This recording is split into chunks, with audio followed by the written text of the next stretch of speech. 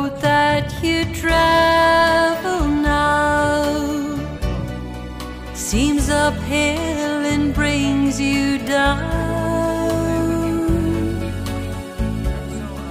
then don't you despair, 'cause God's always there to sharing your prayer. Sharing your prayer. This is my prayer today.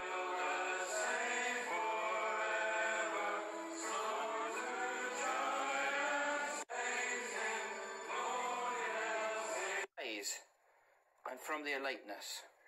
So the prophets came along, and they were false prophets. They had a lot of false prophets coming into the temple, and they saying, you know, that Jerusalem would not be destroyed if people were going to carry on in these sinful ways.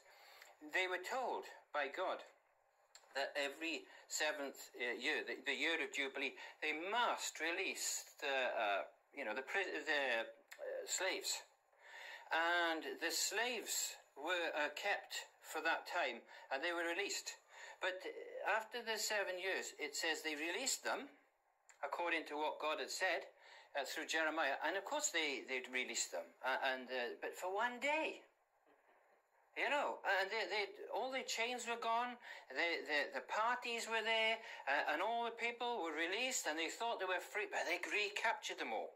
And God was saying how wicked and sinful this was. And the sin kept going from worse to worse all the time. And it says that precept upon precept, God, they were being taught by the priests and the prophets, and by the Levites and the teachers of the law. And all of a sudden, all these people, they were wanting to hear lies, lightness. They didn't want to hear God's words. They said, we don't want to hear about the holy God. We don't want to hear. And they were saying that they were taught precept upon precept, line upon line, here a little, there a little, in these chapters it talks about. And it says that God wanted righteousness to the plummet, and that he said the hail would sweep away the refuge of lies. The waters overflow the hiding place, and the blast of the terrible ones was like the storm against a wall. And this is how this chapter starts, in chapter 29. And it says, woe to Ariel. Ariel, it's repeated. Jesus used the word, woe to Jerusalem, Jerusalem. This is the city where David dwelt. I don't know why God called it Ariel. Modern people pronounce it as Ariel. But, it sounds like a washing powder, you know. A still small voice it talks about in the Bible, but it's been interpreted by modern versions as a low murmuring noise, you know, when Elijah was in the cave. But I believe we should, we need to strict the text. Sounds like a washing machine. Yours sounds like Ariel, some washing liquid. This is what I'm thinking. It's Ariel. It's actually the Hebrew, And Ariel. And God's is telling this people, Ariel, that this distress is going to come on them, verse 2. And the heaviness and sorrow, and a camp is going to come around them. This is Sennacherib, which we read about later on in Isaiah chapter 35 and 36. It says Sennacherib, he sent Rabshakeh, which was his governor, or one of his generals, to come and to tell the people in Jerusalem that God would not be able to stop him destroying this city. Do you know, that's astonishing. They said about the ship, and they were all boasting that this great big ship, that even God couldn't sink it. The Titanic. Who would want to sail on a stupid ship when they've just boasted that? And so it sank. And it was all over the newspapers. Everybody knew. As if God couldn't sink a ship.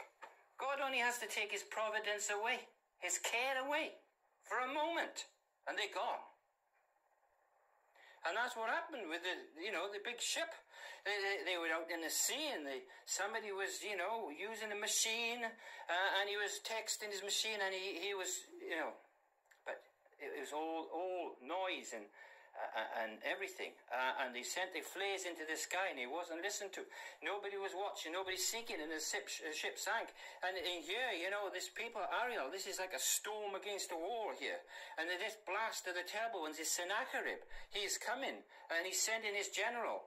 And they're threatening, but it's blasphemous words against God. You know, they take this to Hezekiah the king, and Hezekiah, you know, he tells, you know, he's talking to the people there, and then he says, we need to pray, we need to seek God. And so, of course, he goes and he seeks God, and he explains to God through his long, you know, prayer, and he's saying, you know, this is blasphemy, this is wickedness, and yes, but it is true, he has destroyed all the other people and all the other nations every time he went anywhere. You know, it's astonishing. I could go on for a long time about this, because this is astonishing. I mean, you won't believe how they used to do. They used to just take, there was probably 500,000 men, soldiers, but they used to take a rock in each hand, and that was it. They threw 500,000 rocks against the wall. This is the hail coming against the wall. This is the blast of the terrible ones, which is the storm against the wall. And all they had to do was stamp a bit of dirt on top of it, and they got a ramp right up the top of the wall. 500,000 men throw in a rock each. And this has been proven. Archaeologists have actually dug the city of Lachish. And they dug a slot in it. You can still see it. It's all over the internet, you know. And there's about 30,000 tons of dirt and rocks being poured up against it. It's all in archaeology. It's all been proven. Every single part of this chapter and the next 4 or 5 chapters. It's astonishing. It's all in history. It's even the writings exactly the same as what's in the Bible. What's written on the walls. They discovered it about 150 years ago. In fact, I think his name was Later or something. And Taylor, the Taylor, you know, the little piece of writing on the wall. And the writing on the wall, and they deciphered it. It's exactly what it says in the Bible, except for one thing, you know. It's astonishing. But he says he kept Hezekiah as a caged bird. And this Hezekiah was like a caged bird, but this was no ordinary bird. It says that as birds flying over Jerusalem, God will destroy them. It says here in these chapters. And that's what happened. And the angel went out from these walls, these city walls of Jerusalem, and 185,000 were killed. And that's recorded in our scriptures by the angel, which defended Jerusalem. As I say, this is a little tiny bit of a background. You know, I could go on and on. These writings, you can still go there to this day. You can still see these places, you know. They're there. And if you look at the British Museum, it doesn't talk about Jerusalem being destroyed. It talks about Lachish, second biggest city. It's astonishing, you know. It's all there. And the writings on the wall is exactly as it is in the scriptures here. So the archaeology and everything backs up and proves all this and the time and the place. But this is a little background to what's happening for the end of the world. You see, the gospel is going out throughout the whole world. And Jesus said, you know, this gospel will be preached in all the world, and then the end will come. You know, Jesus said, if I be lifted up from the earth, I will draw all men unto me. And when Jesus died on that cross, he was explaining to the whole world that Christ had to come into the world. The Messiah had to come and die in our place on the cross. And if he didn't come and die on the cross for our sins, we couldn't get peace with God. And he had to come and to die. And it was predicted in the Old Testament. You know, Psalm 22, verse 16 to verse 18, it says, they pierced my hands and my feet.